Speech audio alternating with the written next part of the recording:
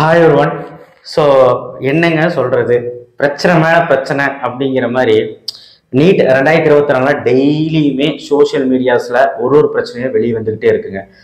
So இந்த பதிவு எதுக்கு அப்படின்னு உங்களுக்கு புரியும். இப்போ என்ன பிரச்சனை போயிட்டு இருக்குன்னு உங்களுக்கு தெரியும். ரீநீட் அண்ட் ரீகரெக்ஷன், அதாவது வந்து பார்த்தீங்கன்னா ரீநீட் நடக்குமா இல்லை அவங்க ஓஎம்ஆர் ஷீட்டுக்கு எல்லாமே திரும்பவும் செக் பண்ணி திரும்பவும் வந்து ரிசல்ட் விடுவாங்களா அப்படிங்கிறத இப்ப பிரச்சனை போயிட்டு இருக்கு. காரணம் என்ன அப்படின்னா அந்த மாதிரிதான் ஆயிட்டு இருக்கு. அதுக்கான ப்ரூஃப்ஸ் எல்லாமே உங்களுக்கே தெரியும், சோசியல் மீடியால வள வந்துட்டு இருக்கு. அண்ட் என்னெல்லாம் பிரச்சனை அப்படிங்கிறதையும் ஒரு வாட்டி சொல்லிடுறேன் பாருங்க, உங்களுக்கே தெரியாத ஒண்ணுமே இல்லை.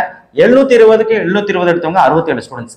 இந்த என்டிஏ ஸ்கேம் அப்படிங்கிறது இங்கதான் ஆரம்பிக்குது பாருங்க. 67 ஸ்டூடெண்ட்ஸ் சராசரியா உங்களுக்கு தெரியாத ஒண்ணுமே இல்லை. கடந்த 3 வருஷமா ஏன் நீட்டுன்னு எடுத்துக்கிட்டீங்கன்னா என்டிஏ நடத்துற எந்த எக்ஸாமா இருந்தாலும் சராசரியா ஒருத்தர் 2 பேர் 720க்கு 720 போடலாம், சென்டம் அடிக்கலாம். இல்லை அப்படின்னா சென்டமே அடிக்க மாட்டாங்க, அந்த அளவுக்கு கஷ்டமா இருக்கும்.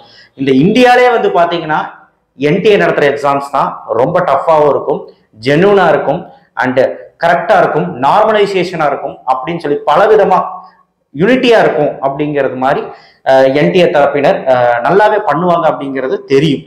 ஸோ அந்த அளவுக்கு அவங்களுக்கு ஒரு பேர் இருக்கு. என்டிஏனாலே வந்து பாத்தீங்கன்னா என்ன சொல்றதுங்க, என்டிஏ எக்ஸாமா, ஐயோ அவங்க நடத்துற எக்ஸாம் இவ்வளவு டஃப்பா இருக்கும், கிளியர் பண்றது கஷ்டம், அண்ட் ஆல்சோ நல்லா இருக்கும். ஐ மீன் ஸ்டூடெண்ட்ஸ்க்கு ஒரு என்ன சொல்றது, திறமையான ஸ்டூடெண்ட்ஸ் வந்து போலாம் அப்படிங்கிற மாதிரி ஒரு எக்ஸாம் தான் என்டிஏ நடத்தும். ஸோ ஏன்னா வந்து அதுல திறமை வாய்ந்த ஸ்டூடெண்ட்ஸ்க்கு தானே வாய்ப்பு கிடைக்கணும். ஸோ அதனாலதான் இந்த மாதிரி எக்ஸாம்ஸ் எல்லாம் நடத்துறாங்க. பட் நீட் நடத்தலாமா வேண்டாம்ங்கிறது கான்ட்ரவர்சி இப்ப கிடையாது.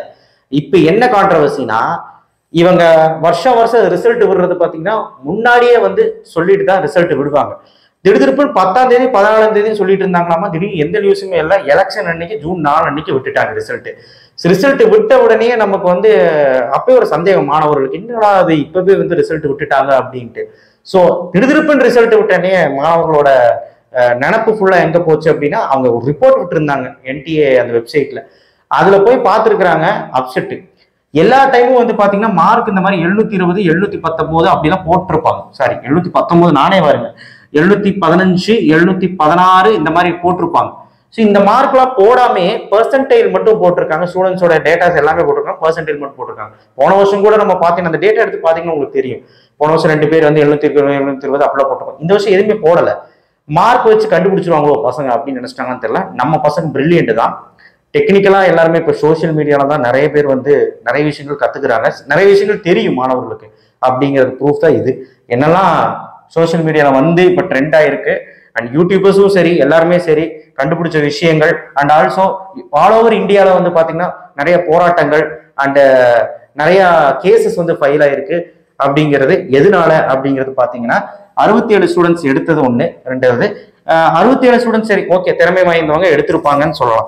ஆனா வந்து 718 719 மார்க்லாம் வராது, பாசிபிலிட்டியே கிடையாதுங்கிறது எல்லாத்துக்குமே தெரியும். ஒரு ஆன்சர் தப்பானா ஒரு ஆன்சர் வந்து விட்டா 4 மார்க், அதாவது 4 மார்க் கரெக்டான ஆன்சருக்கு. ஒரு ஆன்சர் தப்பானா அது 5 மார்க்கா சேர்ந்து போகும் அப்படிங்கிறது தான் எல்லாத்துக்கும் தெரியும்.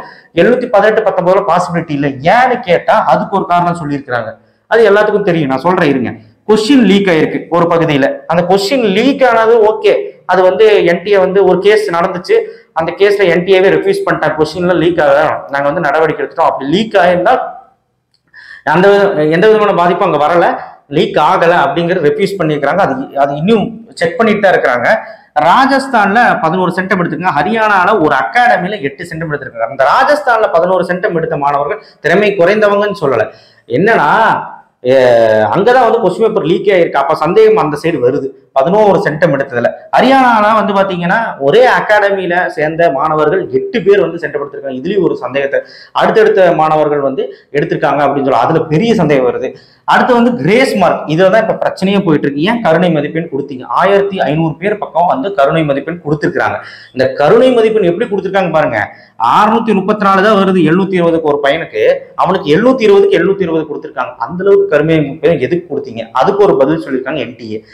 தூத்துக்குடி மாவட்டத்துல நம்ம தமிழ்நாட்டுல கொஸ்டின் வந்து பாத்தீங்கன்னா என்ன இருக்குன்னு பாருங்க. கொஸ்டின் வந்து பாத்தீங்கன்னா கொஸ்டின் மாறி இருக்கு சரிங்களா.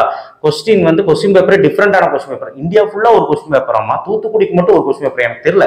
என்டிஏ வந்து காமன் என்ட்ரன்ஸ் எக்ஸாம் தான் நடத்துது. அது வந்து என்ன சொல்றதுங்க, மெடிக்கல் செலெக்ஷனுக்கு இது ஒரு மிகப்பெரிய ஒரு எக்ஸாம். மாணவன் 2 வருஷமா தவம் கடந்து அது 11ஆம் 12ஆவது தவம் கடந்து படிச்சுட்டு வரான். இப்படி எல்லாம் பண்ணீங்க அப்படின்னு நார்மலைசேஷனுங்கிறது எல்லாத்துக்கும் ஒரே மாதிரி தானே இருக்கணும். அதுதானே யூனிட்டி. அப்போ நீங்க கொஸ்டின் பேப்பர் அவனுக்கு வச்சீங்கன்னா நீங்க அவங்களுக்கெல்லாம் கிரேஸ் மார்க் கொடுக்கணும். தமிழ்நாட்டுல தூத்துக்குடி மாணவனுக்கும் கிரேஸ் மார்க் கொடுக்கணும். நீங்க கிரேஸ் மார்க் எது கொடுத்தீங்கன்னு கேட்டா என்ன சொல்றாங்கன்னா, கிரேஸ் மார்க்குக்கு இன்விஜிலேட்டர்னால லேட் ஆயிருச்சு, இல்ல வந்து எக்ஸாம் நடத்துறதுக்கு லேட் ஆயிருச்சு, மாணவர்கள் கொஞ்சம் லேட் ஆயிருச்சு. என்ன லேட்டு எனக்கு புரியல. இங்க நம்ம கோயம்புத்தூர் தான். கோயம்புத்தூர்ல நான் பார்த்தங்க நேர்ல. எனக்கு தெரிஞ்ச பையனே வந்து பாத்தீங்கன்னா 2 நிமிஷம் லேட்டா போயிட்டான். ஒரு பொண்ணுங்க, நியூஸ்ல கூட பார்த்தேன் நான். 2 நிமிஷம் லேட்டா போயிட்டான்னு சொல்லிட்டு போலீஸ்காரங்க எல்லாம் கேட்கறாங்க. அங்க வந்து கொஞ்சம் உள்ள விடுங்க, 2 நிமிஷம் தானே, கொஞ்சம் எழுதுங்க. ஏதோ ஆதார் கார்டு ஜெராக்ஸ் எடுக்காம வந்துருச்சா என்னன்னு தெரியல, கொஞ்சம் லேட் பண்ணிட்டாங்க, அதை போய் எடுத்துட்டு வர. அதுக்கு உள்ள விடல. அப்ப அதுக்கு என்ன நியாயம்? அந்த பொண்ணோட ஃபியூச்சர் என்ன ஆகுறது? 1 வருஷம் வேஸ்ட் இல்ல. 1 வருஷங்கிறது எவ்வளவு பெரிய விஷயம் அந்த ஸ்டூடெண்ட்டுக்கு தான் தெரியும். இந்த மாதிரி பல விஷயங்கள் இருக்கு. பல மரணங்கள் ஏற்பட்டிருக்கு. இந்த வருஷமும் பாத்தீங்கன்னா வேற ஊர்ல மரணம் ஏற்பட்டிருக்கு. வருஷம் நீட்ல இறந்து போற மாணவர்கள் எவ்வளவோ இருக்காங்க. இதெல்லாம் எதுக்காக? ஒரு மெடிக்கல் கவுன்சிலிங், மெடிக்கல் எம்பிபிஎஸ் படிக்கணுங்கிற கனவு தாங்க மாணவர்களுக்கு. அது நேர்மையா நடத்தணும். ஒரு என்டிஏ வந்து பாத்தீங்கன்னா ஒரு நேர்மையா நடத்துற ஒரு டெஸ்டிங் ஏஜென்சி அப்படின்னு நினைச்சுதான் கொடுத்தாங்க. எல்லா கவர்மெண்ட் கீழையும் கொடுத்தாங்க. ஐ மீன் எல்லா கவர்மெண்ட்டும் சென்ட்ரல் கவர்மெண்ட் கீழே இருக்கு. ஐ மீன் புரிஞ்சுக்கணும்னு நினைக்கிறேன். எல்லா ஸ்டேட்டுமே வந்து அந்த சென்ட்ரல் கவர்மெண்ட் தான் பொறுப்பேற்கணும் இந்த என்டிஏக்கு. ஏன்னா வந்து அவங்க தான் எல்லாமே. ஸோ இப்போ எல்லா கேள்வியும் அவங்கள நோக்கி தான் போயிட்டு இருக்குது. இப்போ நம்ம தமிழ்நாட்டு முதலமைச்சர் அவர்கள் கூட சொல்லியிருக்காரு, கடுமையான கண்டனத்தை தெரிவிச்சிருக்காரு. ஏன் இந்த மாதிரிலாம் பண்ணிட்டு இருக்கீங்க? ஏற்கனவே நீட்டு வேண்டாம்னு சொல்லிட்டு இருக்கோம். அது இதுக்கு பட்சத்துல மாணவர்களோட அழிவை ஏற்படுத்துறீங்க. நீங்க மாணவர்களுக்கு சரியான நீதி இல்லை.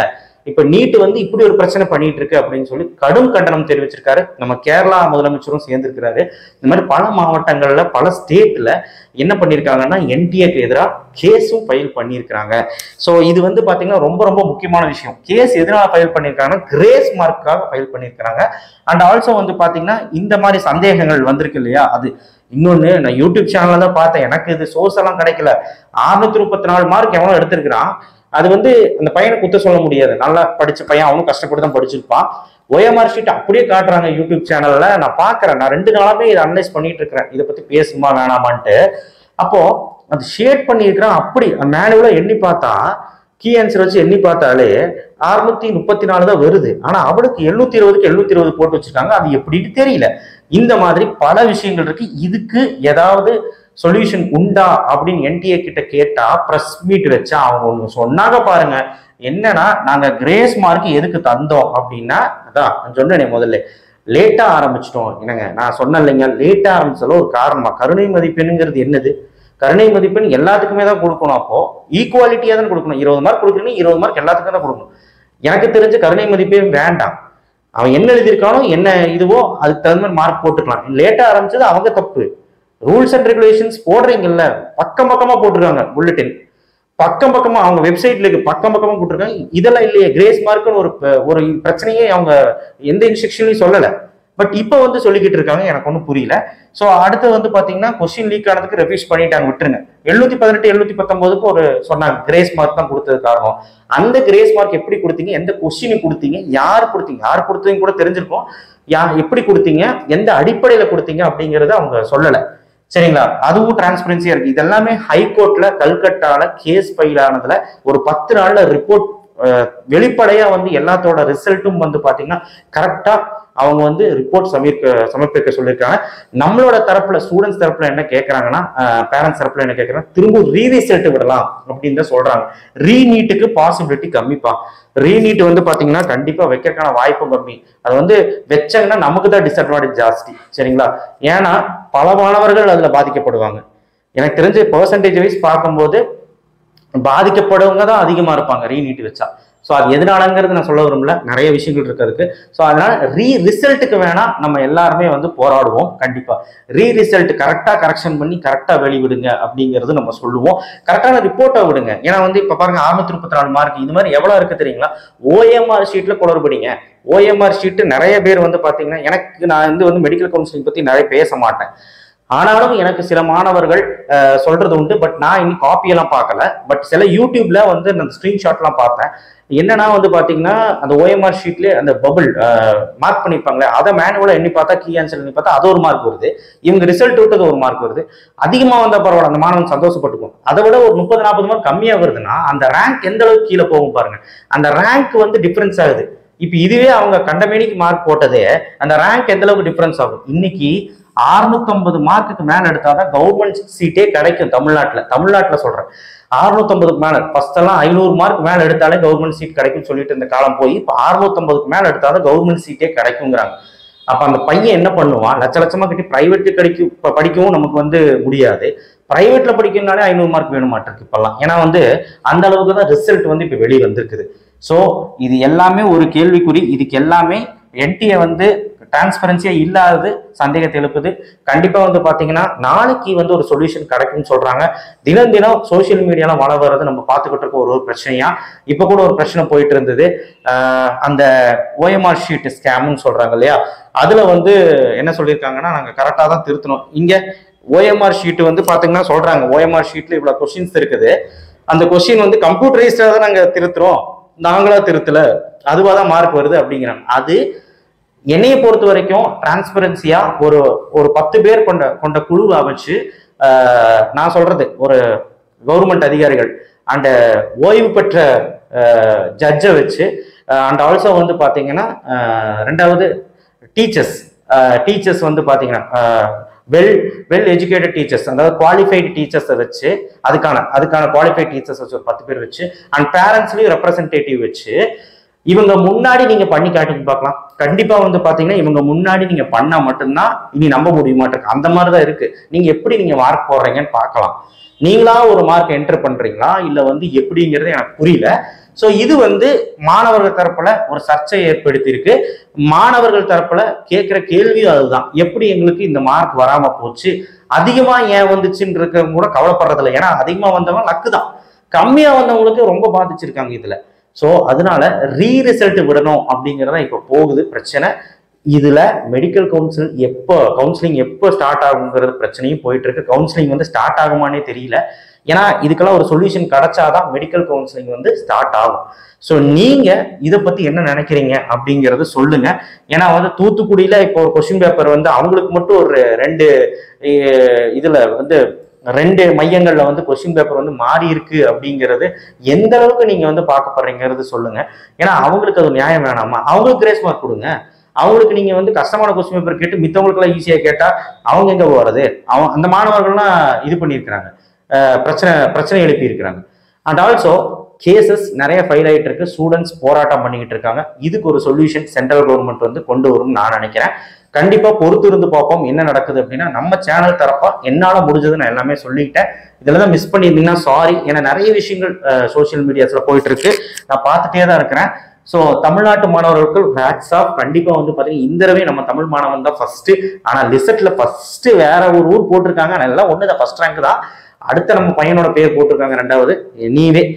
ஆல்சோ வந்து பாத்தீங்கன்னா நீங்க இந்த ஸ்கேமை பத்தி என்ன நினைக்கிறீங்க? இது ஸ்கேமா இல்ல அறியாம நடந்ததா என்னன்னு தெரியல. அறியாம நடக்கிறதுக்கு வாய்ப்பு இல்லை. இவ்வளவு பெரிய டெஸ்டிங் ஏஜென்சி கண்டிப்பா எல்லாத்தையும் அனலைஸ் பண்ணி தான் போடுவாங்க, சரிங்களா? இதுல என்ன கூத்துனா, எக்ஸாம் நடத்துறவங்களுக்கே ஒரு விஷயமும் தெரியறது இல்லை. அதாவது இன்விஜிலேட்டர் சொன்னேன், இன்விஜிலேட்டருக்கே ஒரு விஷயமும் தெரியறது இல்லை. என்னன்னு எனக்கு புரியல. இது ஒரு கம்ப்ளைண்ட் ஒரு பக்கம் வந்துட்டு இருந்தது. இன்விஜிலேட்டர் வந்து லேட் பண்றாங்க. ஓஎம்ஆர் ஷீட்டு எப்படி ஷேட் பண்ணணும், ஷேட் பண்ற ஓஎம்ஆர் ஷீட்டை பையனுக்கு தந்தாதானே, அவன் வந்து கரெக்டான டைமுக்கு தந்தாதானே அவனுக்கு வந்து ஃபில்அப் பண்ணி அவன் வந்து 3 ஹவர்ஸ்ல முடிச்சுட்டு வருவான். அவனுக்கு கரெக்டான டைமுக்கு ஓஎம்ஆர் ஷீட் கிடைக்கல. இந்த மாதிரி நிறைய பிரச்சனை போயிட்டு இருக்கு. இது எல்லாமே சரி பண்ணாதான் அடுத்த நீட் 2025 கரெக்டா நடக்குங்கிறது என்னோட அபிப்பிராயம். ஏன்னா மாணவர்கள் அப்புறம் பயத்திலே தான் போகணும். எந்த ஒரு நம்பிக்கையில அவங்க எக்ஸாம் எழுதுவாங்க, எந்த ஒரு நம்பிக்கையில வந்து ஒரு அகாடமில சேர்ந்து 1 லட்ச ரூபா 2 லட்ச ரூபா கட்டி படிச்சு, சிலவங்க அது கூட காசு இல்லாம வீட்டுல மாங்கன்னு படிச்சு கஷ்டப்பட்டு வந்து எக்ஸாம் எழுதுறான். அதுலயும் நிலையமானவர்கள் தற்கொலை வேற படிக்கிறாங்க. எனக்கு ஒண்ணுமே புரியலைங்க. இதுக்கெல்லாம் ஒரு சொல்யூஷன் உண்டாகணும். நீட் வேணுமா வேண்டாமாங்கிறத விட ஃபர்ஸ்ட் ஒழுக்கமா எக்ஸாம் நடத்துங்க, அவ்வளவுதான், சரிங்களா? எந்த ஒரு குளறுபடி இல்லாம. சோ பார்க்கலாம் இது எப்படி போயிட்டு இருக்கு அப்படிங்கிறது. நம்ம தமிழ்நாட்டு சைடுல நம்ம முதலமைச்சர் கண்டனம் தெரிவிச்சிருக்கிறாரு. பார்க்கலாம் இந்த விஷயம் என்ன ஆகுது அப்படின்னு பொறுத்திருந்து பார்க்கலாம். ஏதாவது அப்டேட் வந்தாலும் நான் சொல்றேன். அண்ட் நீங்களும் கீழே வந்து கண்டிப்பாக உங்களுடைய எதிர்ப்பு தெரிவிங்க. அண்ட் ஆல்சோ வந்து பார்த்தீங்கன்னா கமெண்ட் பாக்ஸில் சொல்லுங்க. இந்த வீடியோ எல்லாத்துக்கும் ஷேர் ஆகட்டும் அண்ட் லைக் பண்ணுங்க. நிறைய விஷயங்கள் நிறைய பேர் பார்க்கட்டும். ஆல்ரெடி வந்து வைரல் ஆகிட்டு இருக்கு நிறைய வீடியோக்கள். இதுவும் நீங்கள் வந்து உங்கள் தெரிஞ்சவங்களுக்கெல்லாம் ஷேர் பண்ணுங்க. தேங்க்யூ. ஷேர் பண்ணுங்க, சப்ஸ்கிரைப் பண்ணுங்க, மறக்காம பெல் ஐக்கனை ப்ரெஸ் பண்ணுங்க. கண்டிப்பாக நமக்கு ஒரு நியாயம் கிடைக்கும். கிடைக்காம போகாது. பிரச்சனைகள் எழுப்பி இருக்கிறாங்க, கண்டிப்பா எல்லாமே கண்டுபிடிச்சிட்டாங்க. ஆனா என்டிஏ தரப்புல கரெக்டான ஒரு பதில் எதுக்குமே வரல. கிரேஸ் மார்க்குக்கும் இதுக்கும் மட்டும் சொன்னாங்க, கொஸ்டின் பேப்பர் லீக்குக்கும் சொன்னாங்க. இதெல்லாம் வந்து கரெக்டா வந்து அவங்க இன்னும் டிரான்ஸ்பரன்சியே இல்லை. அது பெரிய பிரச்சனையா இருக்கு. பார்க்கலாம், பொறுத்துது. தேங்க்யூ.